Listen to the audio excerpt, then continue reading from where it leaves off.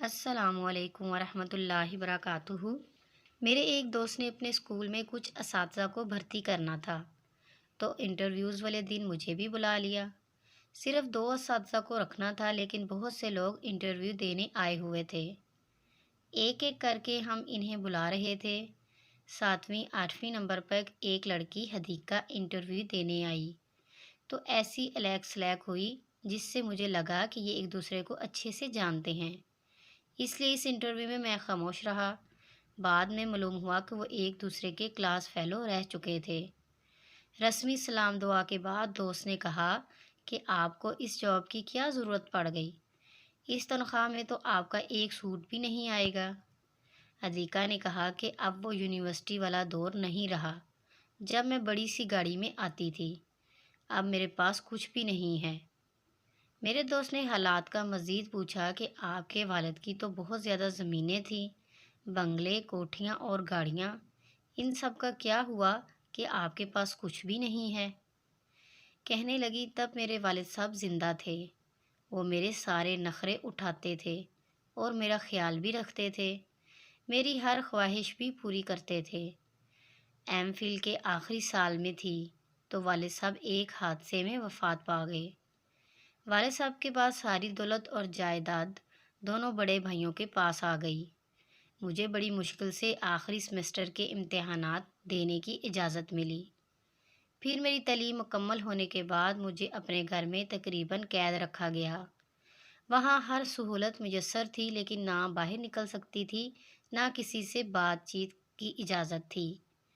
والدہ صاحبہ کو میری حالت پر ترس آتا تھا، لیکن انہیں بھی یہ تھا کہ جائیداد صرف بیٹوں کو ہی ملنی چاہیے۔ کئی بار میرے بھائیوں نے مجھے والد صاحب کی وراثت سے محروم کرنے کے لیے کاغذات پر دستخط کروانے کی کوشش کی، لیکن میں نے ہر بار انکار کیا۔ اس پر مجھے تشدد کا بھی نشانہ بنایا گیا۔ اسی طرح کئی سال گزر گئے، میری عمر ڈھلنے لگی، والدہ صاحبہ بھی وفات پا گئیں تو میری ہمت بھی جواب دے گئی۔ مجھے اس گھر سے اب وحشت ہونے لگی تھی۔ بالآخر میں نے ہار مان لی اور ساری وراثت سے دستبردار ہو گئی۔ کچھ عرصے بعد ایک غریب رشتہ دار کے ساتھ میری شادی کر کے مجھے اپنے آبائی حویلی سے بھی نکال دیا گیا۔ غریب شخص کا انتخاب اس لیے کیا گیا تاکہ میرے پاس کبھی اتنے پیسے نہ ہوں کہ میں ان کے خلاف کوئی مقدمہ لڑ سکوں، لیکن میں نے اپنا مقدمہ اب یہاں کسی عدالت میں نہیں لڑنا، نہ ہی مجھے میری زندگی میں انصاف مل سکتا ہے۔ ہاں، ایک عدالت آخرت میں ہونی ہے، اس میں اللہ میاں سے یہ ضرور کہوں گی کہ جیسے ان دونوں نے مجھے میرے حق سے محروم رکھا ہے، انہیں بھی اپنی رحمت سے محروم رکھ۔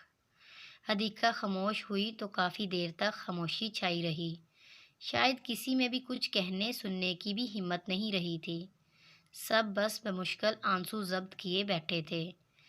چند لمحے بعد میرے دوست نے کہا کہ آپ کا ایک بھائی تو خاصا مذہبی تھا اور چھوٹا لبرل تھا، جس سے اکثر یونیورسٹی میں اس موضوع پر بحث بھی ہو جاتی تھی۔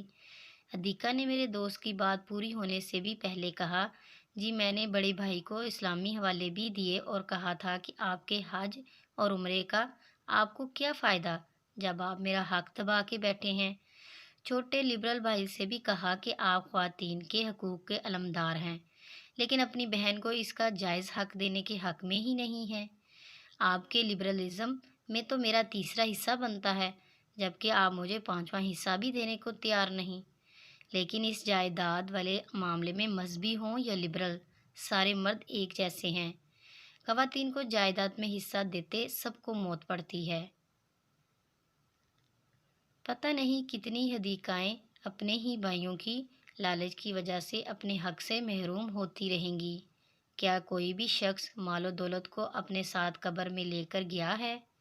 پتہ نہیں لوگ یہ کیسے کر لیتے ہیں کہ جان چھڑکنے والی بہنوں کو بھی ان کے جائز حصے سے محروم کر کے خوش رہتے ہیں۔